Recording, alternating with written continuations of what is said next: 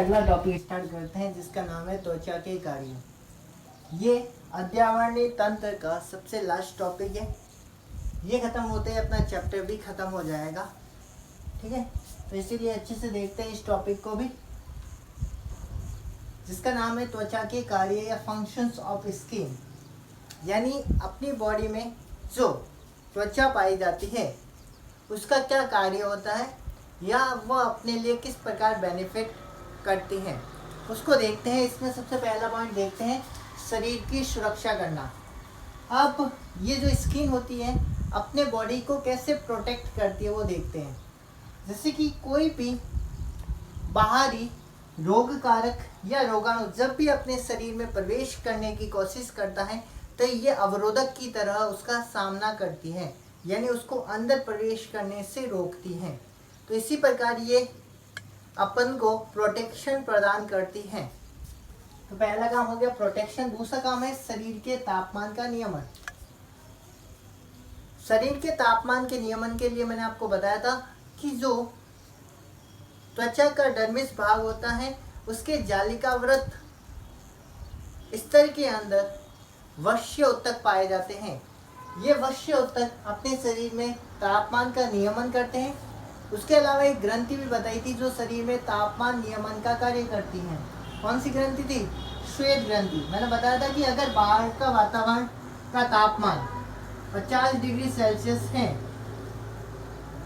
लेकिन अपने बॉडी को जो टेम्परेचर होता है वो 37 डिग्री सेल्सियस नियत रखना पड़ता है। अब बाहर का वातावरण ज़्यादा है और अपने बॉडी का तापमान कम है तो बढ़ने की कोशिश करेगा, और इसको बढ़ने से बचाने के लिए क्या करेगी?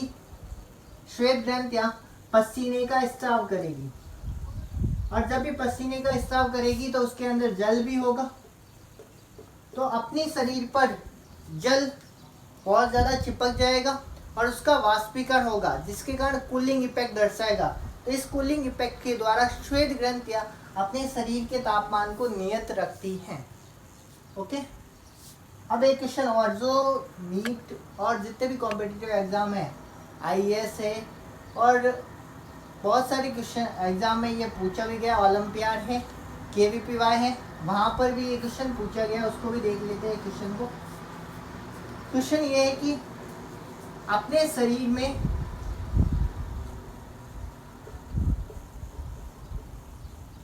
अपने शरीर का तापमान कौन से तंत्र के भाग के द्वारा नियत रखा जाता है, उसका नियमन किया जाता है या उसको कंट्रोल किया जाता है। ठीक है, तो इसका आंसर तो सुन लीजिए पहले। उसका नाम होता है हाइपोथैलेमस। हाइपोथैलेमस का एक और नाम है, याद रखिएगा अच्छे से, मास्टर ग्लैंड। ये तो बहुत सारों को पता होगा कि पीयूष ग्रंथि को मास्टर ग्रंथि कहते हैं। तो इस पीयूष ग्रंथि का नियमन हाइपोथैलेमस के द्वारा किया जाता है, इसीलिए इस हाइपोथैलेमस को मास्टर ग्लैंड भी कहा जाता है। ठीक है, तो ये हाइपोथैलेमस ही होता है अपने शरीर में पाए जाने वाले समस्त वश्योत्कों, श्वेत ग्रंथियां और वो बहुत सारे घटक जो अपने शरीर के तापमान का नियमन करते हैं, इन सब का कंट्रोल भी हाइपोथैलेमस के द्वारा ही किया जाता है। इसीलिए इस तंत्रिका तंत्र के भाग को शरीर का तापमान के नियमन करने का कार्य किया जाता है। ठीक है, तो हाइपोथैलेमस अच्छे से याद रखना। उसके बाद तीसरा पॉइंट अपने पास शरीर की आकृति को बनाए रखना। आपको पता होगा जो अपनी शरीर की संरचना या जो आकृति का निर्माण होता है उसके लिए मुख्य रूप से त्वचा ही उत्तरदायी होती हैं, क्योंकि वश्य उत्तक अपने शरीर को सुडौल बनाने का कार्य करता है, इसीलिए ये इसके कार्य के अंतर्गत आता है। ये पॉइंट भी। अगला है खाद्य संग्रह। आपको पता होगा कि जैसे कि ये फैट यहाँ पे जमा हुई है तो वो कहाँ पे जमा हुई? त्वचा के अंदर जमा हुई। अपन ने देखा था कि वश्य उत्तक जहाँ पे जमा होते हैं वहाँ पर ही वसा का भी संग्रह होता है। इसी प्रकार त्वचा के द्वारा खाद्य पदार्थों का संग्रह भी किया जाता है, उपयोगी पदार्थों का स्तर जैसे कि उपयोगी पदार्थ अपन ने देखे थे कौन कौन से, तेल ग्रंथि के द्वारा स्रावित होने वाला सीबम, मादा की स्तन ग्रंथियों के द्वारा स्रावित होने वाला दुग्ध, ये सभी, या फिर अपने कर्ण मोम, ये सारे के सारे सिक्रेशन अपनी बॉडी के लिए बहुत ज़्यादा उपयोगी होते हैं, क्योंकि सीबम के द्वारा यूवी लाइट से अपन को प्रोटेक्शन मिलता है।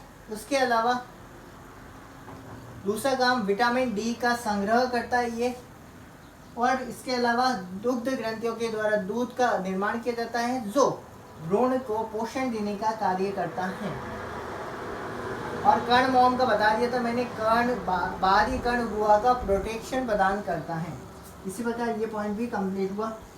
अब बात करते हैं उत्सर्जन की।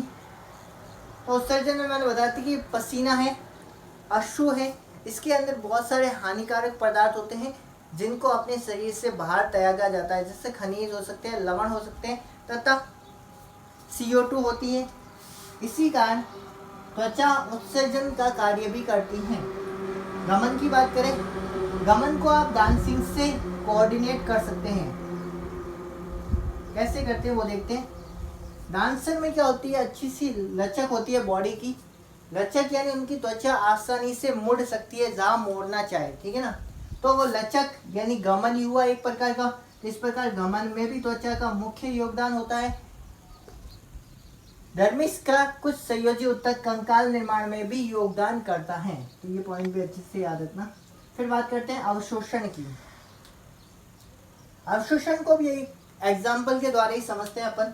जैसे कि आपकी हेयर को पोषण की आवश्यकता है, उनको अगर पोषण नहीं मिलेगा तो हेयर झड़ने प्रारंभ हो जाएंगे। इसको झड़ने से रोकने के लिए अपन क्या करते हैं, हेयर मसाज करते हैं। अपने सिर के अंदर बहुत ज़्यादा ऑयल लगाते हैं और उसकी मसाज करते हैं। तो उससे फ़ायदा क्या होगा, बेनिफिट क्या होगा। जो हेयर है वो तो निर्जीव है, उनको तो पोषण की आवश्यकता ही नहीं है। मरे हुए को पोषण दोगे तो क्या काम आएगा, ठीक है ना। लेकिन उसके अंदर जो डर्मिस के अंदर वाला भाग होता है, कौन सा, रूट हेयर, ठीक है ना, रूट हेयर, तो उसको पोषण की आवश्यकता है, क्योंकि वह पूरा का पूरा सजीव पार्ट होता है। तो उसको जितना पोषण मिलेगा वो उतना ही काम करके बाहर की ओर ग्रोथ ज़्यादा करेगा या उसकी लंबाई में वृद्धि करवाएगा। तो इसीलिए जो अपन यहाँ पे जो ऑयल देते हैं वो ऑयल इस त्वचा से अंदर की तरफ प्रवेश करता है, यानी आवश्यक पदार्थों का अवशोषण भी त्वचा के द्वारा किया जाता है। तो ये काम होता है अवशोषण का भी, इसके द्वारा देखने को मिलता है। उद्दीपन को ग्रहण करना, जैसे कि किसी ने आपको स्पर्श किया तो उसके स्पर्श करने का उद्दीपन आपके मस्तिष्क के पास पहुंचाने का काम भी त्वचा के द्वारा ही किया जाता है, क्योंकि सबसे पहले जो उद्दीपन को ग्रहण करता है वो स्किन होती है। इसीलिए इसको 5 ज्ञानेंद्रियों के अंतर्गत रखा गया है। उसके बाद दांत का कुछ भाग भी इसके डर्मिस पार्ट द्वारा निर्मित किया जाता है। लैंगिक आकर्षण, आपको पता होगा जो दिखने में सुंदर हो, जैसे कि बहुत सारे एक्टर हैं आपको अच्छे लगते होंगे, उसका एक ही रीज़न होगा, उनकी स्किन बहुत ज़्यादा अच्छी है या वो दिखने में बहुत ज़्यादा कूल नेचर वाले होंगे, ठीक है ना। इसीलिए एक हल्का सा अट्रैक्शन उनकी तरफ होगा आपका, ठीक है ना। उसके अलावा मैंने एक ग्रंथि बताई थी जिसका नाम था वक्षण ग्रंथि या मूलाधार ग्रंथि। मूलाधार ग्रंथि मैंने बताई थी, जहाँ अपने जननांग पाए जाते हैं वहीं पर ये ग्रंथि पाई जाती है। इस ग्रंथि को गंध ग्रंथि भी कहते हैं, क्योंकि इसके द्वारा एक विशेष प्रकार की गंध आती है, इसीलिए इसे गंध ग्रंथि भी कहते हैं। तो ये कुछ जीवों के अंदर लैंगिक अट्रैक्शन का कार्य करती है। जैसे उसमें से वो गंध आती है तो दूसरी ऑपोजिट लिंग वाला उसके से अट्रैक्ट होने लगता है या उसके पास आने लगता है, इसीलिए ये लैंगिक आकर्षण का कार्य भी करती हैं। उसके बाद पुनरुद्भवन। पुनरुद्भवन से आप सभी वाकिफ होंगे।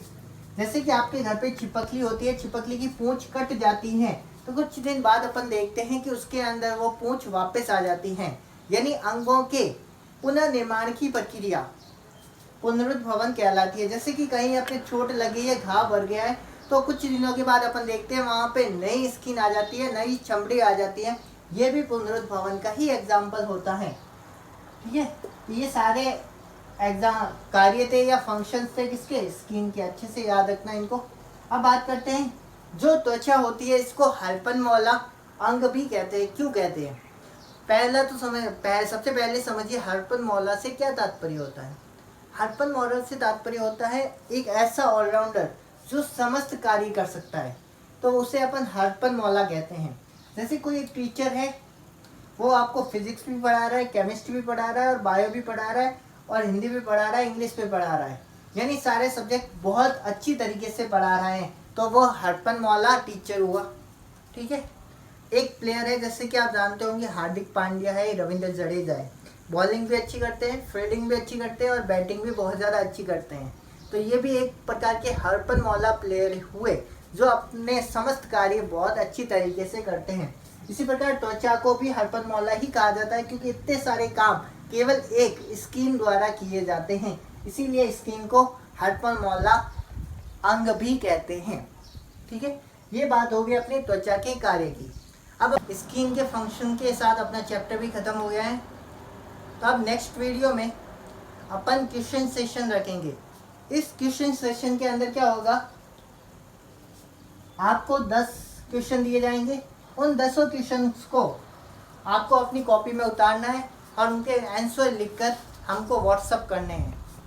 ठीक है, तो नेक्स्ट वीडियो के लिए रेडी रहना अपनी पूरी तैयारी के साथ। तो नेक्स्ट वीडियो में होगा क्वेश्चन सेशन, तो उसमें आपका नॉलेज भी चेक होगा और आपकी ऑनेस्टी भी चेक होगी कि कौन कितनी ईमानदारी से अपना काम कर रहा है। अगर कोई बुक देखकर या वीडियो देखकर आंसर लिखेगा तो आप खुद के साथ ही गद्दारी कर रहे हो या खुद को ही धोखे में रख रहे हो। ठीक है ना, तो ऐसा काम कभी मत करना।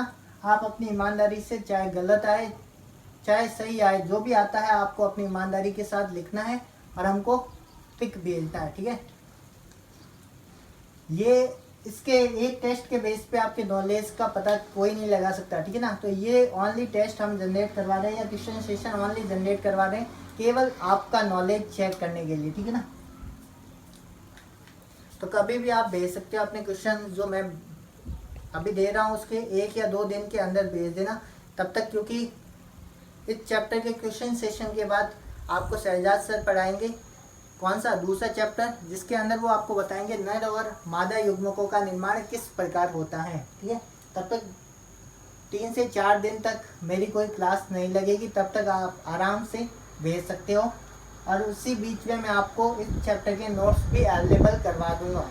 ठीक है, जो इनके आंसर लिख के भेज देगा मैं उसको व्हाट्सएप पे इसके PDF भी भेज दूंगा। ठीक है, ताकि हमको भी पता लगता रहे कि कितने लोग हमारी वीडियो देख रहे हैं और उनको इसका बेनिफिट हो रहा है या नहीं हो रहा है। ठीक, अभी के लिए थैंक यू। नेक्स्ट वीडियो में क्वेश्चन सेशन के लिए रेडी रहना।